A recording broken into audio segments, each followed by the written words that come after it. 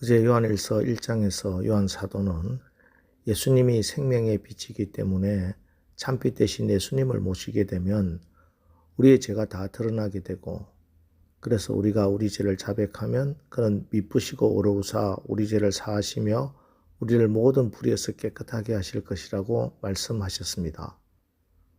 그러면서 오늘 2장 1절에서는 나의 자녀들아 내가 이것을 너희에게 쓰면 너희로 죄를 범하지 않게 하려 함이라. 만일 누가 죄를 범하여도 아버지 앞에서 우리에게 대언자가 있으니 곧 의로우신 예수 그리스도라 하고 말씀하시는데, 이것은 앞에 1장 마지막 10절에서 만일 우리가 범죄하지 아니하였다 하면 하나님을 거짓말하는 이로 만드는 것이니 또한 그의 말씀이 우리 속에 있지 아니하니라는 말씀을, 우리는 죄를 지을 수밖에 없는 존재고 또 그래서 죄를 지어도 좋다 하는 말씀으로 오해해서는 안 된다는 뜻입니다. 이것은 바로 바울 사도가 로마서 5장 20절에서 죄가 더한 곳에 은혜가 더욱 넘쳤다고 말씀하신 후 그것을 빙자하여 자유롭게 죄를 지어도 좋다는 오해를 막기 위해서 이어지는 로마서 6장 1절에서 바로 은혜를 더하려고 죄에 거하겠느냐 그럴 수 없느니라 하는 말씀과 동일한 말씀입니다. 그렇습니다.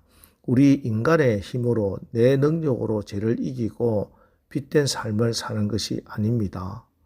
오직 빛 대신 예수님의 은혜로 성령의 능력으로 죄를 이기고 승리하는 삶을 사는 것입니다.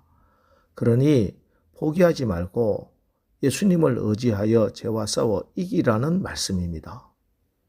예수 안에 있으면 하나님의 사랑이 우리를 온전하게 하고 죄와 사망의 어둠의 세력을 이기고 우리 안에 계신 예수님이 행하시는 대로 행하는 것입니다.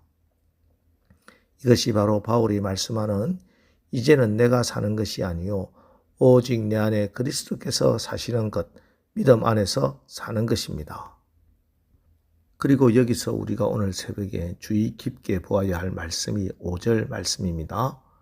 5절, 누구든지 그의 말씀을 지키는 자는 하나님의 사랑이 참으로 그 속에서 온전하게 되었나니 이로써 우리가 그의 안에 있는 줄을 아노라. 이 말씀을 표준 세번역 성경은 이렇게 좀 쉽게 번역을 하고 있습니다. 그러나 누구든지 하나님의 말씀을 지키면 그 사람 속에는 하나님께 대한 사랑이 참으로 완성됩니다. 이것으로 우리가 하나님 안에 있음을 압니다. 우리가 하나님의 말씀을 지킬 때 우리에게 부어주시는 하나님의 사랑이 완성된다는 것입니다. 하나님의 사랑의 완성이 우리가 말씀에 순종하고 말씀을 지키는 것으로 나타난다는 것입니다. 그렇습니다. 우리가 하나님의 은혜를 받았다는 것이, 우리가 하나님의 사랑받는 자녀라는 것이 하나님의 말씀에 순종하는 열매로 증명되는 것입니다. 그럼 그 하나님의 말씀이, 하나님의 계명이 무엇입니까?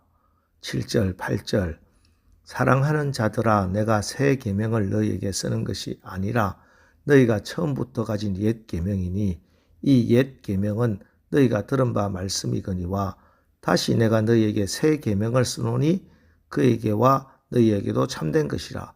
이는 어둠이 지나가고 참빛이 벌써 비침이니라. 옛 계명, 새 계명 좀 헷갈리는데요. 무슨 말씀이냐 하면 원래 있던 옛 계명이었는데 어둠이 지나가고 참빛이 비침으로 이제 새 계명이 되었다는 겁니다. 이게 뭐냐? 그것은 바로 예수님이 십자가에 달리시기 전날 밤 제자들에게 유언과 같이 마지막으로 주신 고별 설교 때 주신 그 계명의 말씀을 가리킵니다.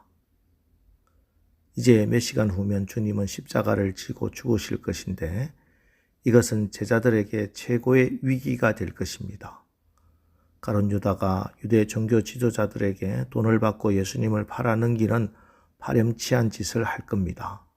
그 다음에는 그것도 모자라 예수님과 다른 제자들 모두가 믿었던 베드로마저 공적인 자리에서 예수님을 모른다고 3번이나 부인하고 저주하는 일도 일어날 것입니다. 그래서 이 모든 사실을 미리 알고 계셨던 주님이 말씀하십니다.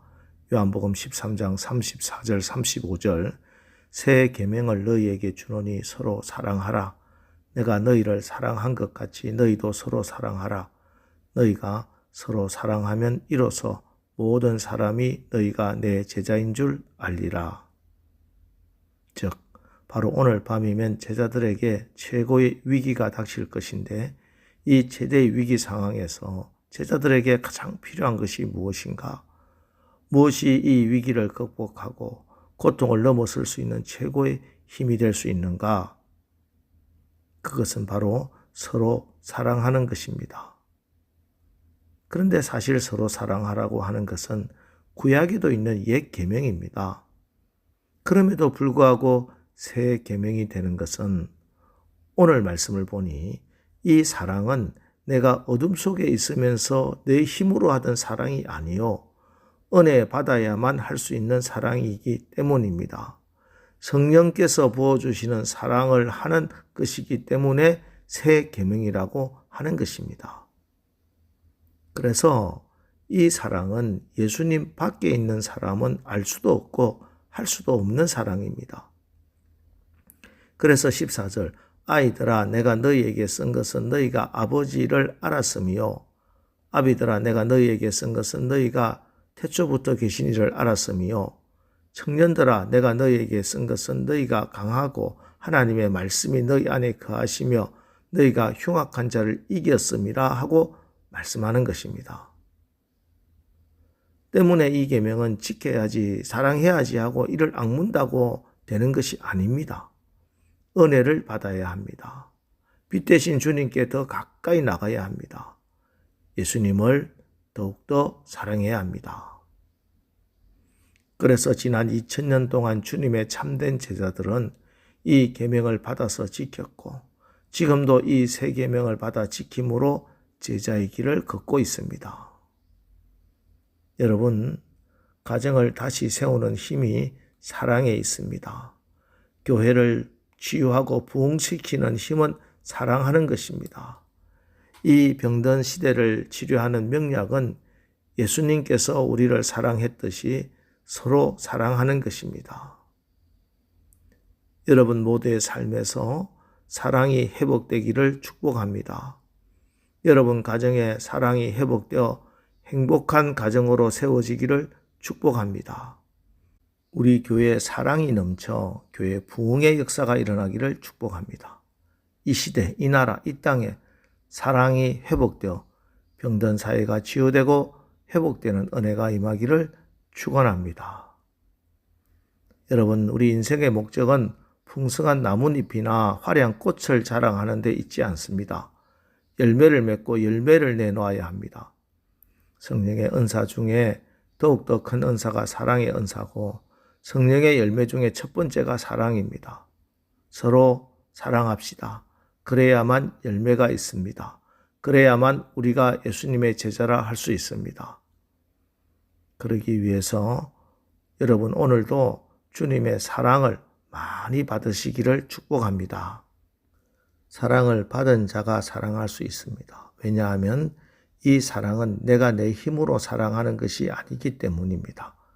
주님이 우리를 사랑한 것처럼 우리도 서로 사랑하는 것이기 때문입니다.